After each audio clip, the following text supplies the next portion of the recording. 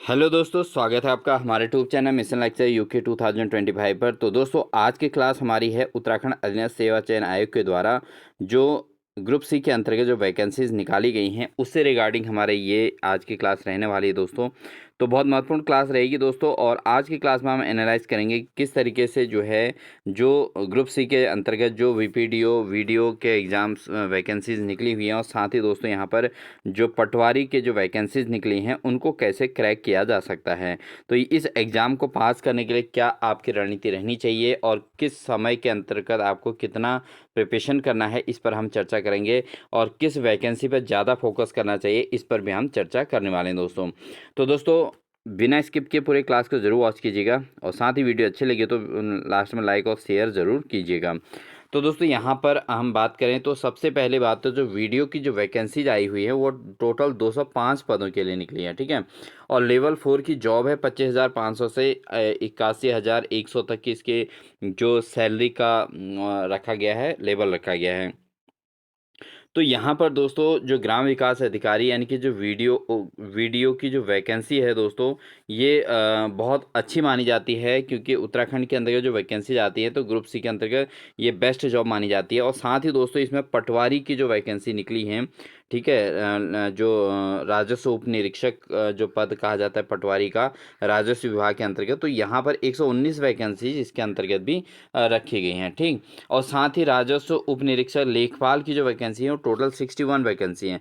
अगर हम in total को देखें तो दोस्तों ये जो है आपका लगभग पौने 400 के आसपास ये वैकेंसीज बन रही हैं दोस्तों, ठीक है। अब इनमें कैसे कवर किया जाए, क्योंकि अन्य उसमें देखें तो टोटल हालांकि 416 पद निकले हैं, तो लेकिन अन्य में देखें तो बहुत कम वैकेंसीज हैं, किसी में 16 हैं। ग्राम पंचायत विकास अधिकारी, इसको भी हम इसी की कैटेगरी में रख सकते हैं। तो ये चार जो कैटेगरीज हैं दोस्तों, राजस्व उप निरीक्षक यानी कि पटवारी, राजस्व उप निरीक्षक लेखपाल, ग्राम विकास अधिकारी और ग्राम पंचायत विकास अधिकारी, तो इन सबको मिला के अगर हम बात करें तो टोटल 400 के आसपास वैकेंसी इसके अंतर्गत हैं। अब इसमें क्या है दोस्तों, जो पेपर का जो लेवल है, जो पेपर का सिलेबस है, ये सब में सेम है। तो सबसे बड़ी बात तो यह है कि इसमें जो सिलेबस है वो सब में सेम दिया गया है, तो इस वैकेंसीज के लिए तैयारी का जो वो स्तर है वो सबके लिए इक्वल है। तो इन चारों में से कहीं पर भी आप अपने आप को जो है एग्ज़ाम में फिट कर सकते हैं। अब किसी में इसमें थोड़ा फिजिकल का वो भी रखा गया है, फिजिकल टेस्ट होना है, और किसी में दोस्तों डायरेक्टली रिटन टेस्ट के आधार पर सिलेक्शन हो जाना है। तो इस पर आज हम पूरी चर्चा करने वाले हैं दोस्तों, क्योंकि आपको किस तरीके से सिलेबस को कवर करना है। समय बहुत कम है दोस्तों, इसमें मेन बात यह है कि समय का जो दिया गया है, इसमें समय आप देख सकते हैं, इसमें 15 मई से इसमें ऑनलाइन आवेदन करने की जो अंतिम तिथि है 15 मई रखी गई है। 15 अप्रैल से इसमें फॉर्म भरे जाने हैं, ठीक है। और 27 जुलाई को इसका एग्ज़ाम जो है डिक्लेयर कर रखा है। तो 27 जुलाई तक कोई ज़्यादा टाइम नहीं है हमारे पास। इसमें देखें तो अगर आप देखें अप्रैल का महीना ये लगभग फॉर्म भरते भरते ये निकल जाएगा, और केवल मई और जून 2 महीने का टाइम बीच में बचेगा, और जुलाई का महीना भी लगभग मान लो तो लगभग 3 महीने कुछ दिन आपके पास इसके अंतर्गत हैं। यानी कि आप इसमें फोकस कीजिए केवल 90 डेज के हिसाब से, ठीक है। और 90 डेज दोस्तों अगर हैं और इसके अंतर्गत अगर सिलेबस को कंप्लीट करना है तो कैसे इसको कवर किया जाएगा, ठीक है। तो इस पर आज हम चर्चा करेंगे दोस्तों, ठीक है। तो 90 डेज़ की हमारी प्लानिंग रहेगी कि 90 डेज या ये मान के चलिए 100 डेज के हिसाब से अगर हम इसको प्लानिंग करें तो कैसे क्या प्लानिंग करें और किस तरीके से सिलेबस को कवर करें कि यहाँ पर सिलेक्शन ले लिया जाए, ठीक है। और 400 अप्रॉक्सीमेट वैकेंसीज जिसके अंतर्गत हम मेन फोकस करेंगे। हालांकि ये अन्य जो पद हैं वो भी इसमें काउंट हो सकते हैं, बट 400 पद ऐसे हैं दोस्तों जिनमें आसानी से जो है अपना सिलेक्शन लिया जा सकता है। नहीं कि 400 पद कम भी नहीं है, क्योंकि उत्तराखंड के अंतर्गत बहुत कम पदों पर वैकेंसी आई है। आपने देखा होगा 2 दिन पहले एक वैकेंसी और निकली है, तो वो उसमें जो है केवल 45 पदों पर वैकेंसी निकली है दोस्तों, ठीक है। अब जो अभ्यर्थी पढ़ेंगे तो केवल 45 पदों के निकलेंगे। साथ ही आपने उत्तराखंड में प्रवक्ता के पदों का देखा होगा दोस्तों, जो प्रवक्ता के 600 कुछ पद निकले हैं। अब वो दिखने में 600 कुछ पद हैं, लेकिन वहाँ पर जो सब्जेक्ट वाइज जो पदों का वितरण है दोस्तों बहुत कम है। आप देखेंगे प्रवक्ता के जैसे हिंदी का पद है 60-65 पद निकले हैं, ठीक है। इसके मैथ के जो पोस्ट हैं वो बहुत ही कम निकले हैं, 20-25 पोस्ट निकली हैं। इकोनॉमिक्स ही बहुत कम निकले हैं, ठीक है। हिस्ट्री कम निकले। तो ऐसे अलग अलग विभागों में जो वैकेंसी निकली हैं दोस्तों, अलग अलग हालांकि शिक्षा विभाग के अंतर्गत ही हैं, लेकिन अलग अलग कैटेगरी के अकॉर्डिंग, यानी कि सब्जेक्ट वाइज जो वैकेंसीज हैं वो वैसी हैं, किसी में 30, किसी में 40, किसी में 50। तो बहुत ज़्यादा कंपटीशन है, मतलब कहने का तात्पर्य ये है बहुत कंपटीशन बहुत हाई है। तो ऐसे ही यहाँ पर भी जो 400 वैकेंसी है दोस्तों, वो कम मत आकिए, इसको 400 पर ही कवर कीजिए अपने आप को। अब बात ये आती है दोस्तों फॉर्म भरने का, तो आप कर ही लेंगे बहुत आसानी से, सब जो है अप्लाई करते ही हैं। लेकिन अब जो है सिलेबस को कैसे कवर करना है, किस तरीके से सिलेबस है, इस पर हम चर्चा करेंगे। तो दोस्तों यहाँ पर हम बात करेंगे सबसे पहले इसके सिलेबस के अंतर्गत हम हिंदी की बात करते हैं। तो हिंदी का जो सिलेबस है वो 20 मार्क्स का रखा गया है, ठीक है। अब ये सिलेबस आपने देखा होगा दोस्तों, पिछले 1-1.5 साल से 2 साल से लगभग लगभग अप्रॉक्सीमेट लगभग 1.5 साल, ये मान के चलिए 1.5 साल से जो भी वैकेंसी उत्तराखंड के अंतर्गत ग्रुप सी के अंतर्गत आ रही है, सब में सिलेबस एक ही है। यहाँ तक कि ये पेज भी दोस्तों कंटिन्यू ये चल रहे हैं, आप देख लेना, इसी प्रकार के इसमें परिशिष्ट 1 लिखा हुआ आ रहा है। और कंटिन्यू आप देखेंगे नेक्स्ट पेज जो है थोड़ा टेढ़ा दे रखा है, वो भी वही है। तो सब कुछ, तो यानी कि जो अभ्यर्थी जो है कंटिन्यू एक ही तैयारी पे लगे हैं, उनका तो इसमें चयन हो जाना है आसानी से। तो दोस्तों इसके लिए मैं आपको बता देता हूँ, क्योंकि उत्तराखंड के अंदर ग्रुप सी के अंदर जितनी वैकेंसी निकलेंगी, जितनी भी निकल रही हैं, उन सब में सिलेबस तो सेम रखा है, बट पेपर के हिसाब से जो है सिलेबस थोड़ा सब्जेक्ट वाइज, यानी कि जिस टॉपिक जिस विभाग के अंदर सिलेक्शन होना है उसके अकॉर्डिंग क्वेश्चन डिस्ट्रीब्यूटेड हो रहे हैं, ठीक है। इस चीज़ को आप ध्यान दीजिएगा। उस टॉपिक को इम्पोर्टेंस दिया जा रहा है जो जिस डिपार्टमेंट में जा रहा है, ठीक है। इस चीज़ का भी आपने ध्यान, तो इसके लिए क्या करना है दोस्तों, सबसे पहले मैं आपको एक प्रीवियस ईयर क्वेश्चन पेपर कराऊंगा इस क्लास के बाद। जो है आप हमारी प्लेलिस्ट में आपको पहले तो ये क्लास मिलेगी, उसके बाद नेक्स्ट जो क्लास मिलेगी वो प्रीवियस ईयर क्वेश्चन पेपर की मिलेगी, जिसमें हम या तो पटवारी का कर देंगे या लेखपाल का एग्ज़ाम का कर लेंगे, और या आपका वीडियो का प्रीवियस ईयर कोई पेपर करा देंगे, ठीक है। तो आप उसको देखिए और उसको पढ़िए, उसका उसका पैटर्न आप समझिए, ठीक है। तो आपको एक मिल जाएगा कि किस तरीके का पैटर्न से आपने कवर करना है, ठीक है।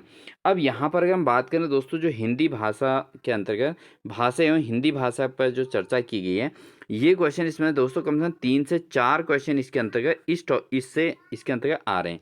तो 20 नंबर का इसके अंतर्गत पेपर है, तो इसमें से लगभग 3 से 4 क्वेश्चन दोस्तों हिंदी भाषा से संबंधित। अगर आप इसको प्रीवियस पेपर को देखोगे तो वहाँ से भाषा के प्रकार, हिंदी भाषा के विकास से संबंधित क्वेश्चन आया है।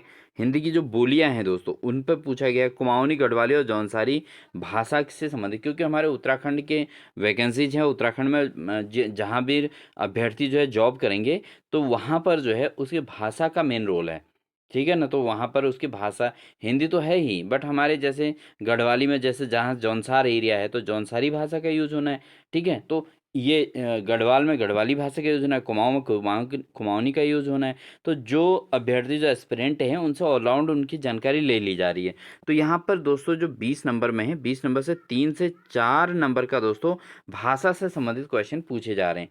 मैं आपको दोस्तों उस फैक्ट को बता रहा हूँ जो आपके आगामी पेपर में होने वाला है, क्योंकि किस हिसाब से जो पुराने पेपरों को हमने एनालाइज किया, जिस हिसाब से हमने उसको समझा है, उसके अकॉर्डिंग आपको ये चीज़ बताया जा रहा है दोस्तों, ठीक है। आपको खाली ऐसे ही मतलब तुक्के में ये चीज़ नहीं बताई जा रही है, प्रीवियस पेपर के स्टडी करने के बाद दोस्तों इस चीज़ को बताया जा रहा है। तो भाषा का मेन रोल है, अगर कोई अभ्यर्थी सेलेक्ट होगा, जिस क्षेत्र में जाएगा वहाँ की भाषा उसको आनी चाहिए एटलीस्ट। तो यहाँ पर भाषा का टेस्ट मेन रखा गया है, ठीक है। तो ये बहुत अच्छा है। इसके अलावा देवनागरी लिपि और जो है ये इससे संबंधित एक क्वेश्चन इसके अंतर्गत रखा गया है दोस्तों, आप प्रीवियस पेपरों में देखना। इसके अलावा शुद्ध अशुद्ध शब्द, ये क्वेश्चन बहुत पूछा जा रहा है, शुद्ध अशुद्ध वाला। ये इसके 2 क्वेश्चन, अप्रॉक्सीमेट 2 क्वेश्चन इसके अंतर्गत रहते हैं, ठीक है। इसके अलावा आपका शब्द संरचना की बात करें तो उपसर्ग प्रत्यय के क्वेश्चन इसमें पूछे जाते हैं, और कभी वचन, कहीं पर कारक का पूछ दिया जाता है, कहीं पर काल या पुरुष, इससे संबंधित कम आते हैं दोस्तों, बट यहाँ पर कारक क्वेश्चन ज़्यादा पूछे जाते हैं, और प्रत्यय, उपसर्ग, ठीक है? और ये वर्ण, इसे सर्वनाम कहीं पे पूछा जाता है, तो इस टाइप का जो है 1 से 2 क्वेश्चन इसके अंतर्गत आपको इससे देखने को मिलने वाले हैं, ठीक है? अगर उपसर्ग प्रत्यय के क्वेश्चनों को बढ़ा दिया तो ज़्यादा से ज़्यादा 3 क्वेश्चन इसके अंतर्गत हो सकते हैं दोस्तों, ठीक है? इसके अलावा तत्सम तद्भव ये पूछा जाता है, देशज, आगत, ये वाला आपका कॉन्सेप्ट 4 और 5 का बिल्कुल क्लियर होना चाहिए और फर्स्ट वाला आपका जो है ये बिल्कुल कॉन्सेप्ट क्लियर होना चाहिए दोस्तों, ठीक है? इसके अलावा अगर हम बात करें तो संधि, संधि का क्वेश्चन पक्का पूछा जाता है। 1 से 2 क्वेश्चन संधि से संबंधित क्वेश्चन पूछे जाते हैं और उसके अलावा एक मुहावरे का क्वेश्चन ज़रूर आएगा। एक मुहावरा आपसे ज़रूर पूछा जाता है दोस्तों। वाक्य शुद्धि का भी एक क्वेश्चन है इसके अंतर्गत, ठीक है? वाक्य शुद्धि का एक क्वेश्चन पूछा गया है, हमने देखा है प्रीवियस पेपरों में बार-बार एक क्वेश्चन पूछा जा रहा है। उसके अलावा टिप्पण, प्रारूपण, ये सरकारी और अर्ध सरकारी पत्र वाला क्वेश्चन कभी किसी एग्ज़ाम में पूछता है, किसी एग्ज़ाम में छोड़ भी देता है, ठीक है? तो इसको आप एक सरसरी निगाह से ज़रूर देख लेना दोस्तों, ठीक है? इसके अलावा जनसंचार और हिंदी कंप्यूटिंग का, अब कंप्यूटिंग का मेन रोल है दोस्तों, आप इसको समझ लीजिए कि कंप्यूटर का मेन रोल है, समाचार पत्रिकाएं और इनसे संबंधित मेन रोल है। तो आपको 1 से 2 क्वेश्चन इसके अंतर्गत इससे देखने को मिलने वाले हैं, ठीक है? इसके अलावा अगर हम बात करें तो यहाँ पर जो है ये कंप्यूटर से संबंधित हमने इसमें चर्चा कर ली, 1 से 2 क्वेश्चन इसके अंदर आएँगे। तो यहाँ पर आप इसको क्या करना दोस्तों कि महत्वपूर्ण जो है कंप्यूटर से संबंधित महत्वपूर्ण कुछ क्वेश्चंस तैयार कर लेना। जैसे एमसीक्यू की जो क्लासेस होती हैं, ठीक है? मल्टीपल चॉइस की, उनको आप ज़रूर देख लीजिएगा, ठीक है? ये वन लाइनर जो होते हैं उनको ज़रूर देख लीजिएगा। क्योंकि मेन चीज़ें कंप्यूटर के अंदर पढ़नी होंगी। तो 1 या 2 के लिए आपको बहुत बड़ा सिलेबस नहीं देखना है। ठीक है ना? ये चीज़ ध्यान दीजिएगा। अब जहाँ पर देखो जिस टॉपिक से 3-4 नंबर का आ रहा है, तो ये क्वेश्चन क्या हो जाते हैं, बहुत सारे अभ्यर्थियों के गलत हो जाते हैं। अगर आप उस क्षेत्र में अगर रह रहे हैं या उस चीज़ों से संबंधित हैं, तो आपका वो क्वेश्चन बिल्कुल आपके ग्रैब में रहेगा, आपके अंदर रहेगा, आपकी मुट्ठी में रहेगा। तो ऐसे क्वेश्चन को आपने छोड़ना नहीं है सिलेबस में, ठीक है? ऐसे क्वेश्चन आपके गलत नहीं होने हैं। इसके अलावा बात करें तो पद्य और ये गद्य और पद्य के अंतर्गत जाएँ तो दोस्तों, हालाँकि यहाँ से 3 से 4 क्वेश्चन इसके अंतर्गत भी पूछे गए हैं, बट यहाँ पर दोस्तों आप सिलेबस देख रहे हैं, सिलेबस कितना है? आखिर कितना ज़्यादा इसके अंदर सिलेबस दिया गया है, आप देख रहे हो। तो ये जो है मेन चीज़ है। अब यहाँ पर समझने की बात है, इसमें आपको मेन चीज़ जैसे जयशंकर प्रसाद को बहुत महत्वपूर्ण मिला है, ठीक है? बहुत महत्वपूर्ण इनके क्वेश्चन पूछे जाते हैं। जयशंकर प्रसाद की रचनाएँ आती हैं। सुमित्रा नंदन पंत दोस्तों ये उत्तराखंड से ही हैं, तो इनसे ज़्यादा पूछे जाते हैं, ठीक है? मंगलेश डबराल के रचनाएँ पूछी जाती हैं, ठीक है? गजानन माधव मुक्तिबोध की पूछी जाती हैं। कबीर, सूर, तुलसी, इनसे संबंधित कम क्वेश्चन पूछे गए हैं दोस्तों एग्जाम में, ठीक है? आप ध्यान देना, आपको सुमित्रानंद पंत की रचनाओं से संबंधित क्वेश्चन ज़्यादा मिलेंगे। जयशंकर प्रसाद तो दोस्तों ये तो ऑलराउंड हैं, इनको तो कहीं छोड़ा नहीं जा सकता। इनसे संबंधित इनकी पत्रिकाएँ और उनसे इनके जो रचनाएँ हैं, वो ज़रूर पूछे जाते हैं दोस्तों, ठीक है? इसके अलावा मंगलेश डबराल की पूछी जाती हैं और उसके अलावा माखनलाल चतुर्वेदी के भी कभी-कभी क्वेश्चन पूछे गए हैं दोस्तों, ठीक है? इनको आप ज़रूर देख लीजिएगा। गद्य के अंतर्गत हम बात करें दोस्तों, यहाँ पर जो आपका पीताम्बर दत्त बर्थवाल हैं दोस्तों, पीताम्बर दत्त बर्थवाल की रचनाओं को जरूर स्टडी कर लेना। शैलेश मटियानी हैं, इनकी रचनाएं जरूर करनी है। मनोहर श्याम जोशी हैं, मन्नू भंडारी हैं और शेखर जोशी हैं और हरिशंकर परसाई के भी रचनाएं पूछी गई हैं। बट पीताम्बर दत्त बर्थवाल हो गया, शैलेश मटियानी हो गया, मनोहर श्याम जोशी हो गए दोस्तों, मन्नू भंडारी हो गए, इनकी रचनाओं को आप जरूर पढ़ लेना। शिवानी जो हैं, शिवानी, ठीक है? इनको भी ज़रूर पढ़ना दोस्तों, ठीक है? बाकी अन्य को अगर आप थोड़ा बहुत स्किप कर भी लोगे, तो आपको मुझे लगता है कि इसी के अंतर्गत आपकी कंप्लीट तैयारी हो जाएगी, ठीक है? मंगलेश डबराल को जरूर पढ़ना है, सुमित्रानंद पंत जरूर पढ़ना है, पीताम्बर दत्त बर्थवाल पढ़ना है, शैलेश मटियानी जरूर पढ़ना है, मन्नू भंडारी पढ़ना है दोस्तों, मनोहर श्याम जोशी जरूर पढ़ना है, ठीक है? ये चीज़ें जरूर पढ़ लेनी है, ठीक है? इनको मत छोड़ना, मेरे ख्याल से इनको छोड़ना ही मत दोस्तों। आप देखोगे अगर आपने इतने टॉपिक्स को स्टडी कर लिया ना दोस्तों, तो आपका हिंदी में मुझे नहीं लगता आपके जो है यहाँ पर 18 से कम नंबर नहीं आएंगे। देख लेना, आप इस चीज़ को बिल्कुल नोटिस कर लीजिएगा कि आपको 18 20 में से 18 तो एनी हाउ बन ही जाएंगे आपके, जब आप इतने चीज़ों को एक प्लानिंग के तहत पढ़ेंगे। अगर आप सोचोगे मुझे हिंदी पूरा पढ़ना है और 20 में 20 लाना है, असंभव है दोस्तों। ये 20 के चक्कर में आप 10 भी कवर नहीं कर पाओगे, क्योंकि इसके अंदर जितना सिलेबस है, ये सिलेबस से कवर कर पाना मुश्किल है, ठीक है? मेन चीज़ है इसमें आप उन लोगों को कवर कीजिए जो मेन उत्तराखंड के हैं, ठीक है? इसको आप ज़रूर समझिएगा, ठीक है ना? तो यहाँ पर ये आपने सब नहीं पढ़ने, ये मैं आपको बार-बार बता रहा हूँ। इस चीज़ को आप ध्यान रखना और ध्यान रखना कि 12वीं तक की कक्षाओं के पाठ्यक्रम के अनुसार पढ़ना है। ये भी ध्यान देना कि एनसीईआरटी को भी फोकस रखना है आगे से कि एनसीईआरटी के सिलेबस के अकॉर्डिंग देखना है, और साथ ही दोस्तों इन चीज़ों को पढ़ना है जो उत्तराखंड से संबंधित हैं, इस चीज़ को जरूर रखिएगा। ठीक है, तो 18 मार्क्स एनी हाउ आप यहाँ कवर कर लोगे, ये मैं आपको गारंटेड कहता हूँ। अब बढ़ते हैं हम अगले टॉपिक पे। अगला जो है दोस्तों इसके अंतर्गत देखिए, मैंने आपको बताया था कि इसी प्रकार का पिछले 1.5 साल से यही पेज दोस्तों घूम रहा है, जो आपका एग्जाम के प्रिपरेशन का, मतलब जो अभ्यर्थी कंटिन्यू प्रिपरेशन कर रहे हैं ना दोस्तों, उनको एक ही सिलेबस बार बार देखने को मिल रहा है, और इसलिए वो अपना सिलेक्शन ले जा रहे हैं, सीधे सीधे सिलेक्शन ही ले जा रहे हैं दोस्तों। क्यों? क्योंकि वो कंटिन्यू सिलेबस से जुड़े हैं और यही सिलेबस पढ़ रहे हैं बार बार। ठीक है, और तरीके जो है अलग अलग तरीके से ढूंढ रहे हैं, जैसे शॉर्ट टर्म्स में क्वेश्चन सॉल्व हो जाए एग्जाम में। तो अब देखिए टॉपिक नंबर 2 दोस्तों यहाँ पे सामान्य ज्ञान और सामान्य अध्ययन का है। मानसिक योग्यता एवं तर्क शक्ति यानी कि रीजनिंग से संबंधित ये टॉपिक है दोस्तों। 40 अंक का है, निर्धारित किया गया है। अब इसमें क्या है दोस्तों, इसमें हम मेन बात करें तो यहाँ पर ये सिलेक्शन सिलेबस है दोस्तों। अगर हम बात करें इसको, ये सीधा आपको सिलेक्शन देगा। इसके अंतर्गत हम बात करें तो दोस्तों अशाब्दिक मानसिक योग्यता परीक्षण जो इसके अंतर्गत है, इसके अंतर्गत दर्पण से संबंधित एक क्वेश्चन आता है, दर्पण से संबंधित एक क्वेश्चन इसमें मिलेगा। श्रृंखला से संबंधित 2 क्वेश्चन मिलते हैं दोस्तों। ठीक है, श्रृंखला के 2 क्वेश्चन आते हैं, बीच में नंबर्स का गैप रख देगा, वो कर देगा, तो इस टाइप का क्वेश्चन पूछा जाता है। और इसके अलावा जो है कागज मोड़ने में कितने प्रतिबिंब बनेंगे, इससे संबंधित कम क्वेश्चन पूछे गए हैं। इसके अलावा दोस्तों यहाँ पर जो है आकृतियों की पूर्ति, आकृति आव्यूह, संरूप आकृतियों के समूहीकरण, ठीक है, और आकृति निर्माण वाला एक क्वेश्चन पूछा जाता है, एक क्वेश्चन आकृति निर्माण से संबंधित आता है। उसके अलावा दोस्तों आपका त्रिभुज से संबंधित क्वेश्चन आते थे, इसके अंदर कितने ट्राइंगल्स होंगे, ये क्वेश्चन पूछे गए हैं। और आपका ये जो है बॉक्स वाला, जैसे इसमें इस तरीके से बना देगा दोस्तों, इस तरीके से आप देखेंगे तो यहाँ नंबर, यहाँ नंबर, यहाँ नंबर, यहाँ नंबर, यहाँ नंबर, और यहाँ पर किसी चीज़ में एक को सबको फिल कर देगा, 2 जगह यहाँ पर छोड़ देगा। तो यहाँ पर इस टाइप के क्वेश्चनों को आप रीजनिंग के तौर पर इनको प्रिपेयर करना, इनकी प्रैक्टिस खूब करना दोस्तों। ठीक है, और जो है साथ में ये वर्गीकरण से संबंधित क्वेश्चन भी इसके अंतर्गत आते हैं दोस्तों, इनको भी आप ज़रूर तैयार करना। ठीक है, तो ये चीज़ें इसके अंतर्गत आपको कुछ कुछ चीज़ें ही तैयार करनी है, आपको सब पे नहीं जाना है दोस्तों। सब पे जाओगे तो एग्ज़ाम में आएगा तो लिमिटेड ही, और मेन चीज़ें ही आएंगी। और किसी से तो आपको एग्ज़ाम में प्रीवियस पेपर में देखना, किसी से 3-4 क्वेश्चन भी एक ही टॉपिक से रख दे रहे हैं। ठीक है, अगर वो टॉपिक का आपका 3-4 क्वेश्चन आ जाते हैं पढ़े में से, और अन्य अभ्यर्थी अगर पूरे सिलेबस को कवर करते हैं, तो आपका वहाँ पर सिलेक्शन के चांस बढ़ जाते हैं दोस्तों। ठीक है, अब मेन चीज़ ये है, अब इसमें जो शाब्दिक मानसिक योग्यता है, इसके अंतर्गत क्या होता है दोस्तों, भिन्नता की पहचान वाला ये क्वेश्चन आता है, श्रृंखला परीक्षण क्वेश्चन आता है, क्रम व्यवस्था परीक्षण ये पक्का आता है, और ये एक दिशा से संबंधित एक नंबर आता है। ठीक है, उसके अलावा आपका निगमनात्मक परीक्षण के अंतर्गत क्वेश्चन आता है। ठीक है, रक्त संबंध का एक क्वेश्चन पूछा जाएगा दोस्तों। तो रक्त संबंध का क्वेश्चन एक आता है दोस्तों। अब ये कॉमनली कभी तो बहुत इजी क्वेश्चन बना देते हैं, किसी उसमें जो है बहुत क्रिटिकल कर दे, मतलब आपको एग्जाम में ऐसा लगेगा कि मैं इसमें टाइम वेस्ट कर रहा हूँ।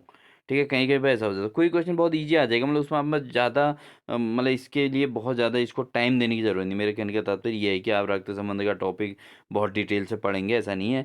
कोई क्वेश्चन तो आपको बहुत आसानी से समझ में आ जाएगा, कुछ क्वेश्चन आप देख लीजिएगा, मतलब 20-25 क्वेश्चन इसके भी रिपीट कर लीजिएगा। ठीक है, एग्जाम के टाइम के अलावा। उसके अलावा आपका जो है दोस्तों यहाँ पर धारण गणितीय चिन्हों के कृत्रिम स्वरूप प्रदान करना, ये क्वेश्चन एक पक्का डाल रहा है दोस्तों आजकल।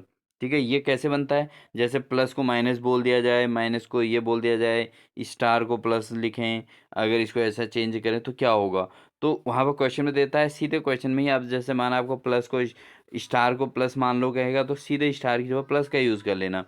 बहुत आसान तरीके से उसको किया जाता है। इसकी क्लास हम बाद में कराएंगे दोस्तों आपको, जून के महीने में दोस्तों हम आपको इसमें शाब्दिक मानसिक योग्यता परीक्षण के क्वेश्चन कराएंगे, और ऐसा सटीक क्वेश्चन कराएंगे दोस्तों जो आपको एग्जाम में मैक्सिमम चांस रहेंगे। ठीक है, तो इसके लिए आप हमारे चैनल से एक तो जुड़ जाइए, कंटिन्यू हम आपको क्लासेस प्रोवाइड कराने की कोशिश करेंगे। और कभी कभी क्या होगा दोस्तों कि टाइमिंग थोड़ा सही नहीं रह पाएगी, कभी हो सकता है हम क्लास मॉर्निंग में दें, कभी शाम को दें, इसलिए आप चैनल से दूर ना हटें, आपको कंटिन्यू क्लास मिलने का प्रयास किया जाएगा क्लास देने का। बट टाइमिंग थोड़ा चेंज हो, क्योंकि ड्यूटी का भी रहता है, वो भी रहता है, तो हम कंटिन्यू आपको टाइम देंगे, बट क्या होगा कि टाइम का एक शेड्यूल नहीं कर पाएँगे कि यार आपको मॉर्निंग में ही टाइम दे पाएँगे या इवनिंग में ही टाइम दे पाएँगे, लेकिन कोशिश पूरा करेंगे कि एक ही टाइम पे आप तक वीडियो पहुँचे, ठीक है?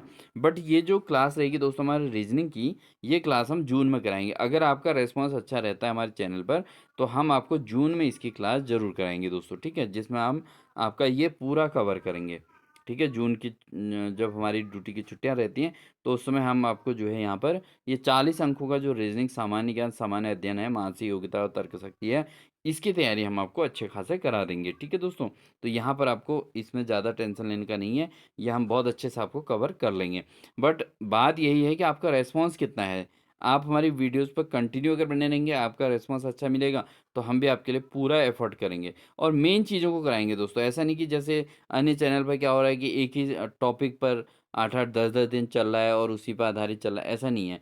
आपको मेन चीज़ें कराएँगे, एक दिन में हम 3-4 टॉपिक करेंगे, छोटी-सी क्लास के अंतर्गत बहुत कुछ करने का प्रयास करेंगे और मेन-मेन क्वेश्चंस को कवर करेंगे। ठीक है? इस चीज़ का आप ध्यान दीजिएगा। तो ये तो हम जून के लिए अपना परफेक्ट रख लेते हैं। हाल-फिलहाल हम इसमें हिंदी की क्लासेस कराएँगे और प्रीवियस ईयर पेपर्स आपको कंटिन्यू मैं कराने वाला हूँ, क्योंकि उससे आपको बहुत ज़्यादा पावर आपको मिलेगी पढ़ने की। ठीक है दोस्तों? इसके अलावा दोस्तों यहाँ पर रक्त संबंध समय परीक्षा हमने बात कर ली। धारणा परीक्षण का तर्क, कथन और तर्क का एक क्वेश्चन पक्का आता है दोस्तों। इसको आप ज़रूर पढ़ें, क्योंकि कथन तर्क का क्वेश्चन भी आपको तैयार करना पड़ेगा, मतलब समझना पड़ेगा। क्योंकि क्वेश्चन सेम तो आएगा नहीं दोस्तों इसमें, इसमें क्वेश्चन अलग ही आएगा, आप कितना भी पढ़ के जाओ, बट वहाँ पर उस चीज़ को समझना है, ठीक है? इसके अलावा वर्गीकरण का क्वेश्चन, आलेख, वेन डायग्राम, ये बहुत सरल आता है दोस्तों। वेन डायग्राम का क्वेश्चन ईज़ी आता है, इसको भी आप एक तैयार कीजिएगा, 1 से 2 क्वेश्चन आपको वेन डायग्राम के मिलेंगे, ठीक है? वेन डायग्राम का टॉपिक भी ईज़ी पड़ता है, मतलब अच्छा रहता है दोस्तों, ठीक है? इसके अलावा गणितीय संक्रियाएँ हैं, जैसे बॉडमास रूल से संबंधित क्वेश्चन दे देता है वो, कभी आपको फ्रैक्शन दे देता है, फ्रैक्शन में क्या कर देता है कि जो है इंक्रीजिंग ऑर्डर टाइप का, डिक्रीजिंग ऑर्डर टाइप का, इस टाइप का क्वेश्चन दे देता है। उसके अलावा मैट्रिक्स, आव्यूह मैट्रिक्स, इसको मैं समझाऊंगा आपको अपनी क्लास के अंतर्गत। बैठक परीक्षण दोस्तों यहाँ पर कि क्यू पी के दाईं ओर है, पी उसके बाईं ओर है, इस टाइप की चीज़ों का ये इसमें ये पूरा गहनता से क्वेश्चन पूछता है, ठीक है? इसके लिए थोड़ा स्टडी करनी पड़ती है, बट इसमें भी 1 या 2 क्वेश्चन ही पूछ जाता है, ठीक है? उसके अलावा दोस्तों आप देखें तो इसमें कैलेंडर संबंधी क्वेश्चन पक्का पूछा जाता है।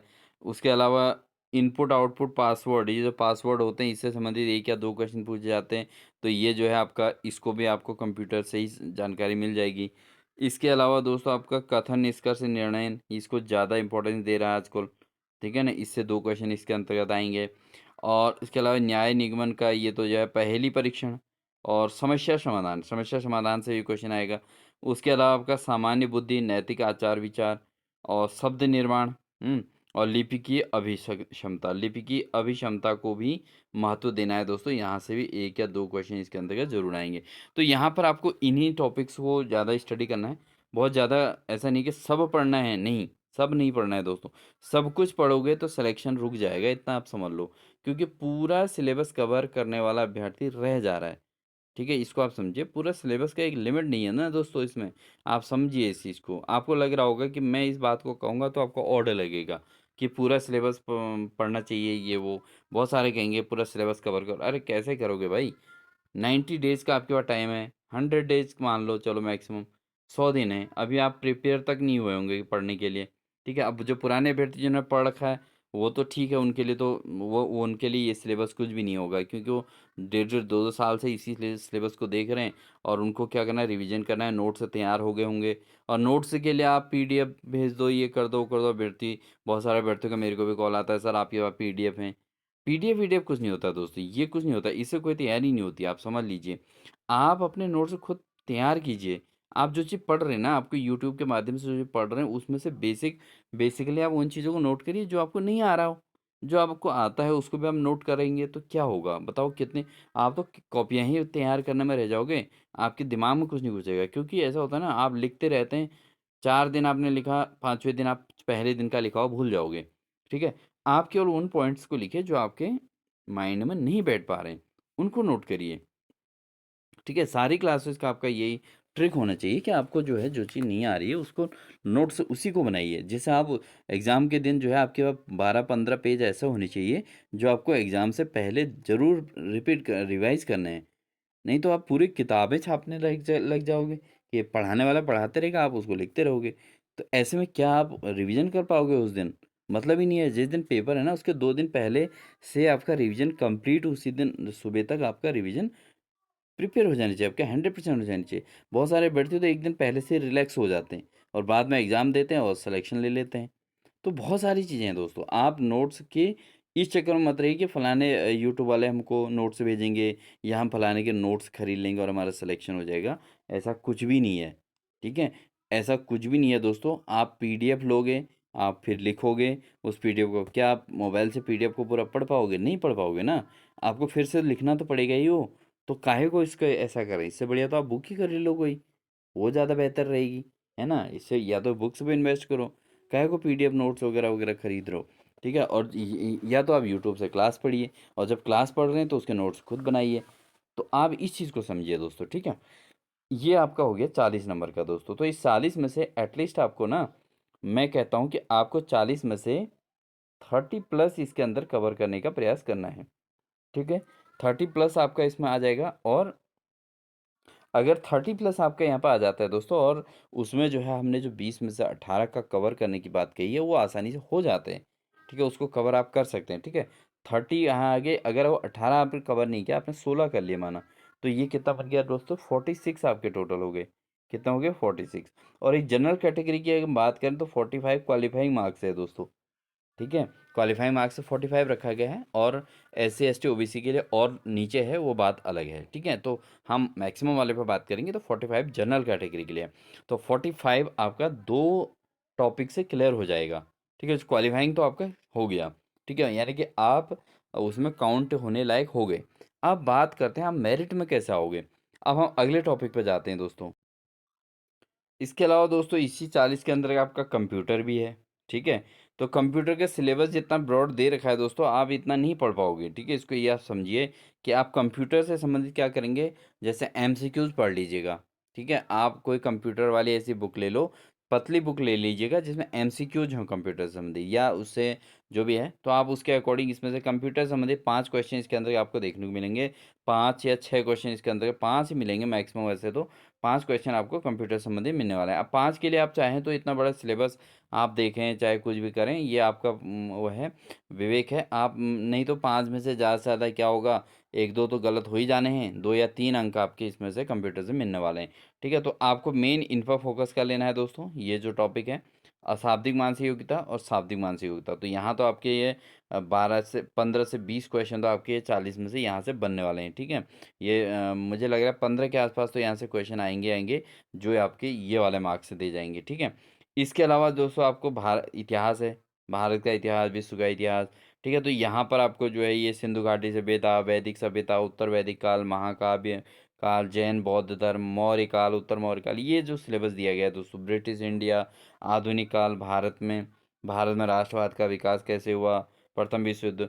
तो इसके लिए दोस्तों आपके कंटिन्यू जो आपकी कोई क्लास चल रही है ना, जैसे जिसमें सामान्य अध्ययन की क्लास चल रही है, उसको आप कंटिन्यू एक एक वीडियो डेली वॉच कीजिएगा, ठीक है? उसको आप एक एक क्लास ज़रूर समझिए और उसको जो है उसी से करिए, क्योंकि इतना ब्रॉड सिलेबस नहीं पढ़ना, क्योंकि इतना ब्रॉड सिलेबस पढ़ना ही नहीं है दोस्तों, क्योंकि आप मान के चलिए कि इसके अंतर्गत बहुत सारा सिलेबस दे दिया इन्होंने। इसको कोई औचित्यहीन ये सिलेबस है, आप समझ लीजिए औचित्यहीन है। राजनीति विज्ञान के देख रहे हैं कितना है। अब इसमें मेन चीज़ बता दें आपको, एक चीज़ आप ध्यान दीजिएगा दोस्तों, यहाँ पर अगर हम बात करें स्वामी विवेकानंद, सॉरी जो है ये विवेकानंद हो गए, रामकृष्ण मिशन हो गए, राजा राममोहन राय हो गए, महर्षि दयानंद सरस्वती, आर्य समाज, ये जो है दोस्तों यहाँ से क्वेश्चन पक्का पूछा जाता है, इनको आप जरूर कर लीजिएगा, ठीक है? ये टॉपिक को आप अच्छे से पढ़ लीजिएगा, और आपने पढ़े भी होंगे दोस्तों ये, ठीक है ना? इनको आप जरूर पढ़िएगा। इसके अलावा महात्मा गांधी से संबंधित जो आंदोलन हुए हैं, उनको भी जरूर पढ़िएगा, वहाँ से क्वेश्चन पक्का छपता है, ठीक है? असहयोग आंदोलन, ये देखिए, ये वाला टॉपिक जरूर पढ़ना है दोस्तों। असहयोग आंदोलन हो गया, सविनय अवज्ञा आंदोलन हो गया, भारत छोड़ो आंदोलन हो गया, और भारत का विभाजन तो इतना ज़्यादा नहीं है। ये 3 प्रकार के जो आंदोलन है ना दोस्तों, इनको आप जरूर पढ़िएगा। यहाँ से आपके 2-3 क्वेश्चन आपको मिल जाएंगे दोस्तों, ये 100% है। मैं जो भी पेपर प्रीवियस देख रहा हूँ, सब में कुछ ना कुछ गांधी जी से संबंधित क्वेश्चन आए हुए हैं। और साथ ही दोस्तों ये जो है आपका आर्य समाज, ब्रह्म समाज, ठीक है ना, और रामकृष्ण मिशन, स्वामी विवेकानंद से संबंधित क्वेश्चन पूछे जा रहे हैं बार-बार, तो ये चीज़ों का आपने ध्यान समझना है, ठीक है? इनको आप ज़रूर देखिएगा।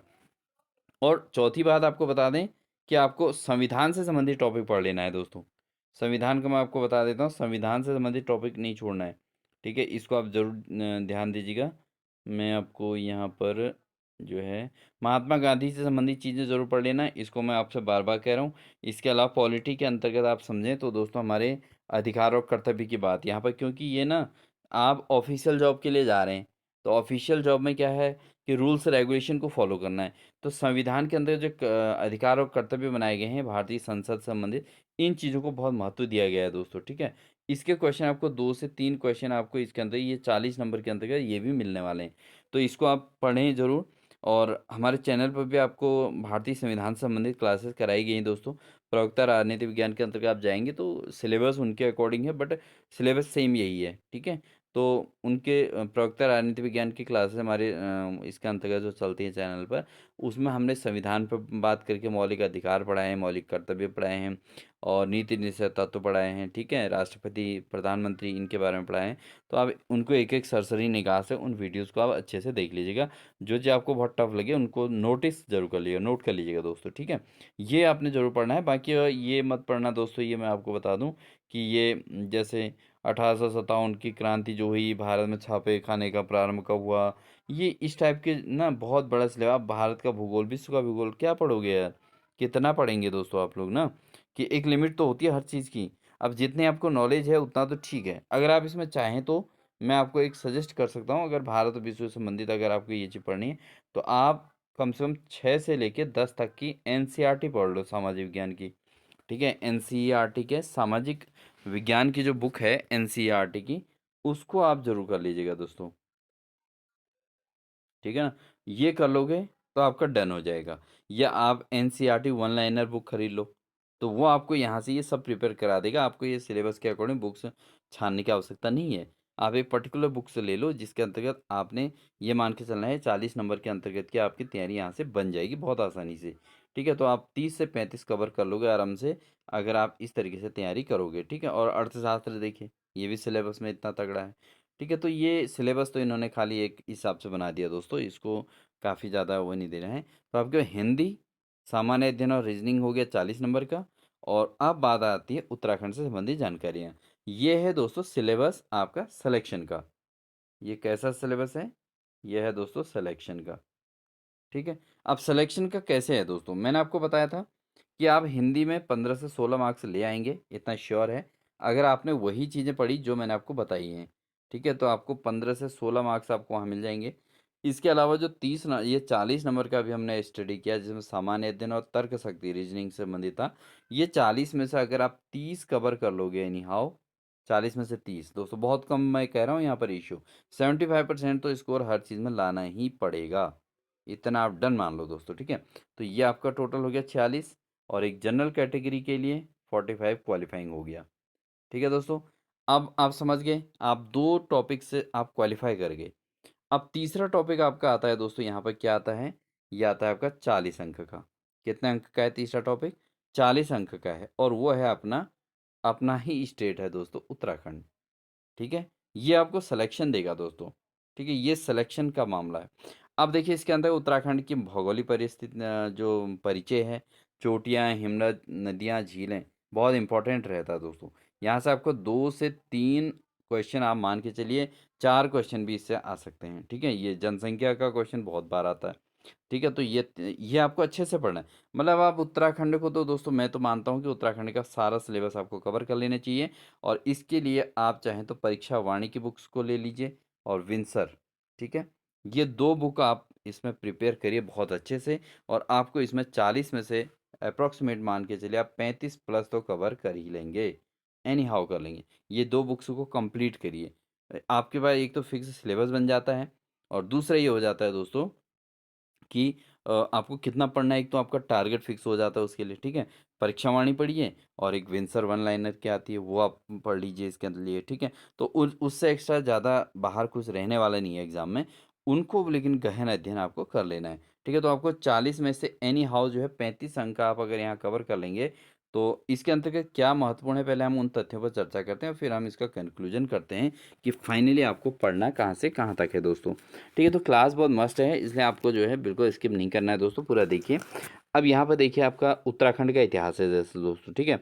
तो इसमें चंद शासन है, गोरखा शासन है, पवार और ब्रिटिश शासन है ना। उसके अलावा दोस्तों आपके पास ये जो है कूली बेगार योजना डन क्वेश्चन है, डोला पालकी से एक क्वेश्चन डन है, चिपको आंदोलन से एक क्वेश्चन पक्का आता है। ठीक है, ये आपको मैं मेन चीज़ों पर टिक करा रहा हूँ कि क्या चीज़ आपने पढ़नी है। अच्छा, कत्यूरी शासन का मेन रोल है दोस्तों, गोरखा शासन पक्का पढ़ना है। ठीक है, पवार वंश, चंद्र शासन, गोरखा शासन और कत्यूरी शासन, ये आपने जरूर पढ़ना है दोस्तों। ठीक है, और उसके अलावा स्वतंत्रता सेनानी, ये पक्का है दोस्तों, यहाँ से क्वेश्चन। तो ये जो बीच वाला सेक्शन आपको दूसरा दिख रहा है ना दोस्तों, ये क्वेश्चन आपको, ये सेक्शन जो है आपको 8 से 10 अंक देगा पूरा। 8 से 10 अंक का मैटर है ये, उत्तराखंड का इतिहास, समझ गए। और ये जो पहला सेक्शन है, ये 1 से लेकर 4 तक के अंक इसके अंतर्गत आते हैं। आप पुराने पेपर को एनालाइज करेंगे ना, मैंने आपको पुराना पेपर का सॉल्यूशन आपको करके दूंगा, उसको आप जो है देखना, ठीक है। उसके अंतर्गत आप फिर समझ लीजिएगा, मैं पूरी स्टडी के आधार पर आपको बता रहा हूँ, ये चीज़ को आप समझ लीजिए। तो ये आपको लगभग 8 से 10 अंक आपको ये दूसरा सेक्शन ही दे जाएगा। ठीक है दोस्तों, तो इसको बिल्कुल अच्छे अच्छे से स्टडी कीजिए। उसके अलावा उत्तराखंड के जल स्रोत और इससे संबंधित 1 या 2 क्वेश्चन आते हैं दोस्तों, बहुत ज़्यादा इसके अंतर्गत नहीं आने वाला। उत्तराखंड की अर्थव्यवस्था में अगर प्रमुख फसलें वगैरह वगैरह बाद 1 से 2 क्वेश्चन इसके अंतर्गत से आते हैं। इसके अलावा हम बात करें तो यहाँ पर उत्तराखंड की संस्कृति पक्ष है, लोकगीत, ये भी 1 से 2 अंक का है। ठीक है, जो ब्रॉड सिलेबस है दोस्तों, वह है आपका 10 अंक का, ये वाला, ये आपको 10 अंक देगा, पूरा 10 अंक। और ये क्वेश्चन आपको ना कम से कम 4 अंक दे जाएगा। ठीक है, इसके अलावा समझें, इसके अलावा आपका जो है उत्तराखंड में जननांग पक्का, ये आपको अच्छे से पढ़ना है और भूमि बंदोबस्त से पढ़ना है, क्योंकि ये चीज़ ना आपका पटवारी लेखपाल से संबंधित है दोस्तों। तो इसलिए जो है आप ये राजस्व व्यवस्था का पूरा टॉपिक अच्छे से पढ़ना है दोस्तों।